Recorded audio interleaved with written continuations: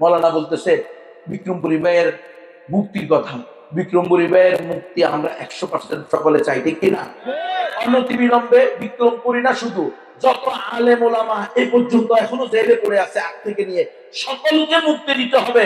বিক্রমপুরীর যদি ভুল থেকে থাকে সেটা প্রকাশ্যে আনতে হবে, ওলামায়ে কেরামের সাথে বসাইতে হবে, বসে সিদ্ধান্ত নিতে হবে। অন্যায়ভাবে একটা মানুষকে ওই শেখ মুজিবের স্বৈরাচারী আইন দিয়ে ধরে রাখবে, এটা আমরা সমর্থন করি না। এই জন্যই বলি যে এই গণতান্ত্রিক সিস্টেমে আমাদের মুক্তি আসবে না। ওই 5 আগস্টে খোদা পরিবর্তন হয়েছে, আগে খোদা ছিল ইন্ডিয়া, এখন খোদা হয়েছে আমেরিকা। ওই জুলুম স্বৈরাচার আগের মতোই বেশি। আর আপনারা আমরা যে কোয়ালে মাথা ঘুরি বেড়ে বাসা দালাল আর দালাল, গোলাম আর গোলাম। আগে ইন্ডিয়ার গোলামি করছেন, এখন আমেরিকার গোলামি, কথা হয় না।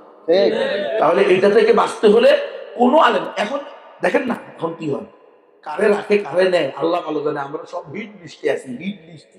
বিশেষ করে যারা গণতন্ত্র দল করে না তাদেরকে তো তারা মানুষই মনে করে না। তোমাদের কোন দল দেখেন বিক্রমপুরীর পক্ষে কারো কোনো কথা আছে? কারো কোনো কথা নেই। কি লিখবো? কারণ করলে যদি এমপিত্ব বাতিল হয়ে যায়, কেউ দিবে না। ওনারা গণতন্ত্র করে ভাই, গণতন্ত্র করলে ওনারা পারবেই না বলতে। আমরা যে বলতেছি আমাদের বিরুদ্ধে সব সময়ে প্রোপাগান্ডা ষড়যন্ত্র চলতেছে। বিভিন্ন এনজিও, দেশের গোয়েন্দা সংস্থা, বিদেশের গোয়েন্দা সংস্থা সবসময় করে আছে আমাদেরকে নিয়ে।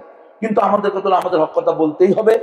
আমরা শুধু বিক্রমপুরী কেন, আমরা কোনো সাধারণ মানুষ, শুধু মুসলমান কেন, কোন সাধারণ হিন্দুর উপরেও জুলুম হোক এটা আমরা চাই না। কারণ ইসলাম জুলুমকে না করে, ইসলামে জুলুমের কোনো কি নাই, স্থান নাই। আপনারা সবাই একমত হবেন। তাহলে আমরা অমুসলিমদেরকে দাওয়াত দিব তো ইনশাআল্লাহ। সর্বশেষ একটা অঙ্ক শিখে নেন।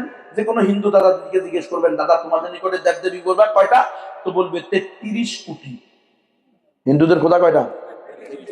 এই অঙ্ক এটা শিখে নেন, বুঝে এই লোকের না মুখস্থ করেন।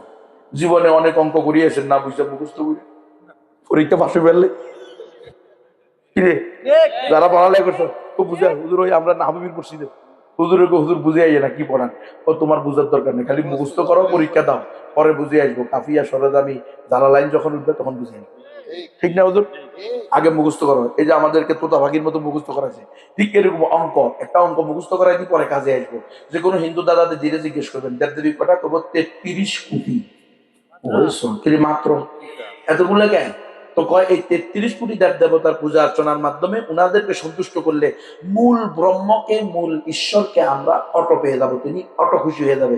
তো আমি বলি, হে হিন্দু দাদা দিদিরা, এটা যদি তোমাদের আকীদা হয়, আমি চ্যালেঞ্জ করলাম, পশ্চিম কালেও স্বর্গে যাইবা না। বলে কেমনে? বলে বলো এই সময়ে এসে এই জামানায় মানুষের হায়াত কত? 60 থেকে 70 বছর। ধরো তোমার বয়স 60 বছর, তো দেখো প্রতি বছর 365 দিন পূরণ করো, 60 পূরণ 365 সমান সমান 21,900 দিন। হে হিন্দুরা ভালো করে শোনো, যদি তোমরা তোমাদের সারা জিন্দিগি জন্ম থেকে মৃত্যু পর্যন্ত, দোলনা থেকে কবর পর্যন্ত, মায়ের পেট থেকে কবরের পেট পর্যন্ত প্রতিদিন একটা করে নতুন নতুন দেবদেবীর পূজা করো, যেই দেবদেবীর পূজা জীবনে একবার করবা সেটা দ্বিতীয়বার করতে পারবে না। এইভাবে প্রতিদিন একটা করে নতুন নতুন দেবদেবীর পূজা করবা। প্রতি বছর দুর্গা পূজা চলবে না, জীবনে একবার। প্রতি বছর সরস্বতী পূজা চলবে না, জীবনে একবার। প্রতি বছর জগন্নাথ পূজা চলবে না, জীবনে একবার। এভাবে যদি প্রতিদিন একটা করে নতুন নতুন দেবদেবীর পূজা করো, তাহলে তুমি তোমার 60 বছরে পূজা করতে পারবা মাত্র 21,900 দেবদেবী। আরো বাকি থেকে যাবে 32,99,78,100 দেবদেবী, যাদেরকে তুমি কোনোদিন পূজা করো নাই। আর তোমার আকীদা বিশ্বাস অনুযায়ী তারা তোমাদের উপর সন্তুষ্ট হয় নাই। তাহলে তোমার সারা জিন্দিগিতে 60 বছরে তোমার আকীদা বিশ্বাস অনুযায়ী তোমার উপর সন্তুষ্ট হয়েছে মাত্র 21,900 দেবদেবী। আর আজ থেকে তুমি গণতন্ত্র পূজারী, গণতন্ত্র বিশ্বাসী, অধিকাংশ যেদিকে রায় হবে সেদিকে। তো তোমার আকীদা বিশ্বাস অনুযায়ী সন্তুষ্ট হয়েছে 21,900 দেবদেবী, অসন্তুষ্ট হয়েছে 32,99,78,100 দেবদেবী। জান্নাত তো দূরের কথা, জাহান্নামের অতল গহ্বরে যাবে। সুতরাং আমি হলাম প্রকৃত মানবতাবাদী বক্তা। হে হিন্দু দাদা দিদিরা, আসো বলো লা ইলাহা ইল্লাল্লাহু মুহাম্মাদুর রাসূলুল্লাহ। তোমরা আর আমরা একসাথে জান্নাতে যাব। তো দাওয়াত দিবে তো ইনশাআল্লাহ। আল্লাহ তাআলা আমাদের সকলকে পরিপূর্ণ প্র্যাকটিসিং মুসলমান হয়ে অমুসলমানকেও দাওয়াত দেওয়ার তৌফিক দান করেন। আমিন। ওয়া আখিরু দাওয়ানা আলহামদুলিল্লাহ।